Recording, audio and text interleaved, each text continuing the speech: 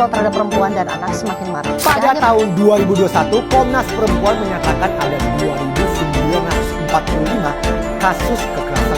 8 dari 10 perempuan di Indonesia pernah mengalami pelecehan seksual di ruang publik. Faktanya, siapapun bisa menjadi sasaran pelecehan. Kita tidak hanya bicara soal sentuhan, tapi juga apa yang disebut catcalling, stalking, melakukan paksaan kencan, pertanyaan yang terlalu pribadi atau sederet lainnya. Juga pelecehan melalui dunia maya lewat komentar-komentar yang tidak sepatutnya. Kekerasan seksual dapat terjadi kepada siapa saja, di mana saja, dan kapan saja, tidak memandang apa jenis kelaminmu dan siapa kamu. Maka berhati-hatilah dalam bertindak dan berpakaian. Bisa saja itu awal mula munculnya pelecehan. Karena tidak perlu bertindak bodoh jika tujuannya hanya untuk menarik perhatian. Something bad about to happen to me.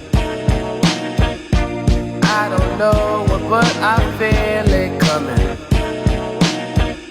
Might be so sad, might leave my nose running. I just hope she don't want. Assalamualaikum warahmatullahi wabarakatuh. Kami di sini ingin menyampaikan kasus kekerasan seksual terhadap santri di Depet Selatan pada Juni sampai Juli 2025. Kasus ini mencuat pada akhir Juni 2025. Seorang guru ngaji berinisial AF berusia 54 tahun ditangkap oleh pihak kepolisian karena diduga telah mencabuli sedikitnya 10 anak perempuan yang merupakan santri di tempat ia mengajar. Usia para korban berkisar antara 9 hingga 12 tahun. Yang lebih menyedihkan lagi, perbuatan bejat ini telah berlangsung sejak tahun 2021 tanpa diketahui oleh orang tua maupun masyarakat sekitar. Kasus ini mendapat perhatian luas dari masyarakat, seperti KPAI, DPR RI, bahkan ormas keagamaan seperti PBNU. Semua sepakat bahwa ini adalah alarm keras bagi sistem pendidikan agama informal, terutama dalam hal rekrutmen dan pengawasan guru ngaji atau ustadz. Dari hasil wawancara dengan narasumber Bapak Izul, yaitu salah satu tokoh NU yang ada di Melangi, mengatakan bahwa pandangan NU, apalagi terhadap hubungan seksual yang bebas, NU mengatakan hukumnya haram. Barang siapa yang menyimpang dari Pancasila, dia bukan warga NU yang taat, karena NU itu berkesinambungan dengan Pancasila. Juga dari wawancara kemarin membahas bagaimana sih NU menjawab pandangan masyarakat terhadap oknum yang menyalahgunakan institusi keagamaan. NU berusaha menjaga marwah institusi keagamaan dengan menindak oknum yang menyimpang, menjaga kepercayaan masyarakat, serta melakukan pembenahan internal secara berkelanjutan. Bagi NU, menjaga nama baik Islam dan pesantren tidak berarti membela kesalahan, tapi menegakkan kebenaran dan keadilan.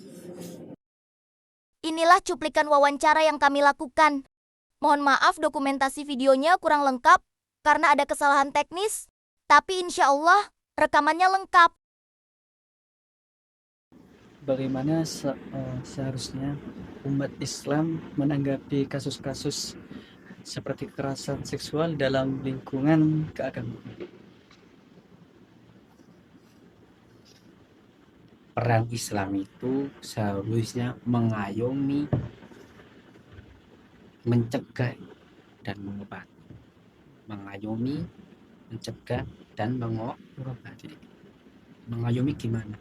Siapapun yang masuk Islam akan diayomi dari kekerasan seksual.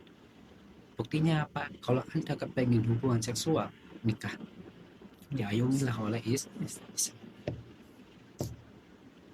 Yang kedua adalah mengayomi, apa? Mencegah. Mencegahnya gimana? Islam punya aturan. Ketika Anda melakukan, ada aturan, hukuman. Terus yang ketiga mengobati. Ada orang zina sudah frustasi masuk Islam, insya Allah dosanya akan dihapus. Wa in zana wa in syarqa. Jadi kalau anak buka kitab nanya Mukhtarul Hadis, itu ada ayat seperti itu. Wa in zana wa in syarqa. Semua dosa itu diampuni kecuali satu. Apa Mas? Asyirku billah. Syirik pada Gusti. Tiga poin ini Islam harusnya loh Mas. Kita belum bicara tentang prakteknya loh. Ini mengalir saja atau formal gini? Mengalir aja Mas. Santai. Semester berapa? Semester 2. Oh, 2. Oke.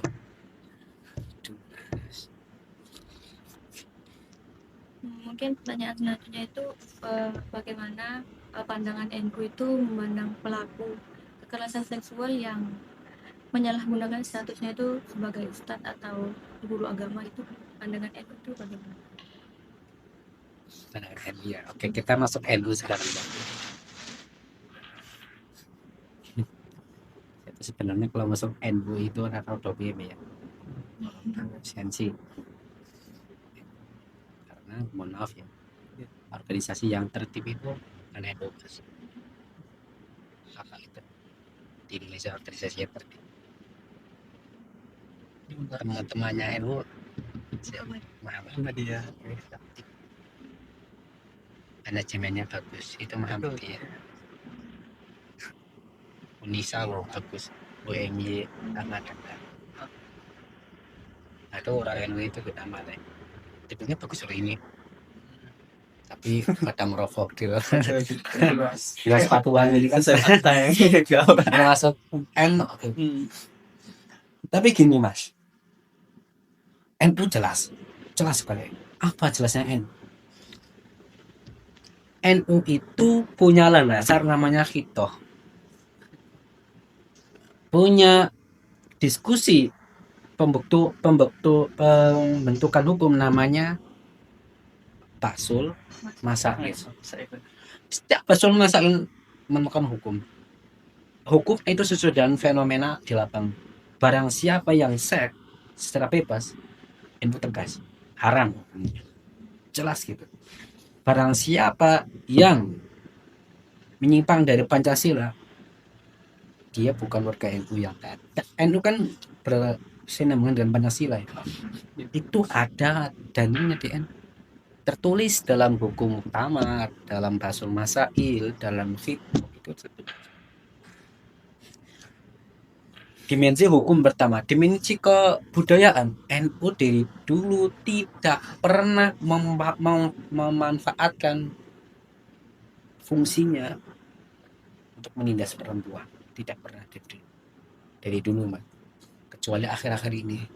Saya katakan, saya bicara NU secara formal ya, bukan secara prakteknya ya. Prakteknya nanti saya sebutkan. Jadi NU dari dulu itu gitu Mas. Nggak boleh. Makanya semua tokoh NU itu kiai. Dia punya istri, dia punya anak gitu. Tidak ada ya. Dari dulu loh. Coba kekerasan seksual jadi adanya kan sekarang.